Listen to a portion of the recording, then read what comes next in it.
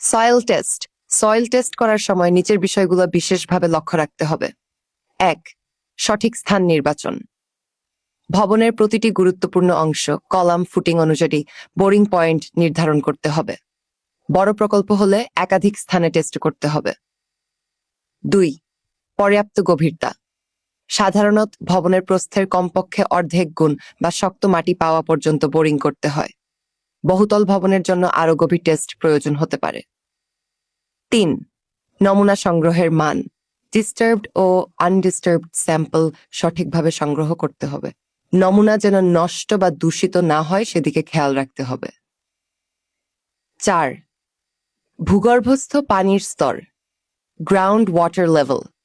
পানির স্তর কত নিচে আছে তা নোট করতে হবে।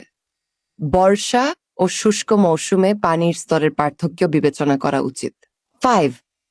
SPT standard penetration test. Hello, প্রতি অর্ধ 1 মিটার অন্তর এসপিটি এন ভ্যালু রেকর্ড করতে হবে।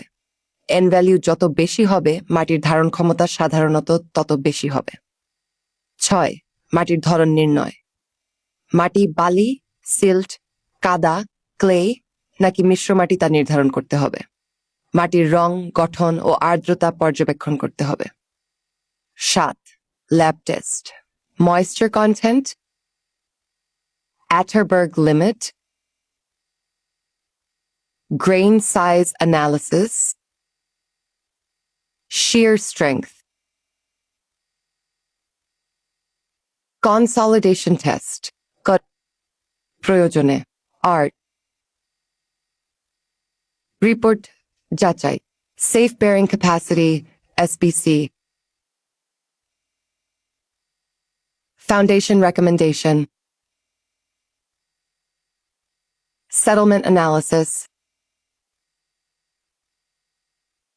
Groundwater level, SPT N value.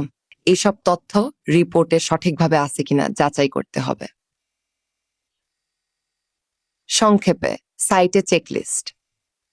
Boring location ঠিক আছে কিনা, বোরিং গভীরতা পর্যাপ্ত কিনা, এসপিটি ভ্যালু নেওয়া হয়েছে কিনা, নমুনা সঠিকভাবে সংগ্রহ করা হয়েছে কিনা, ভূগর্ভস্থ পানির স্তর নোট করা হয়েছে কিনা, সয়েল ইনভেস্টিগেশন রিপোর্ট পাওয়া গেছে কিনা। এগুলো ঠিকভাবে অনুসরণ করলে ভবনের ফাউন্ডেশন ডিজাইন নিরাপদ ও অর্থনৈতিক হবে।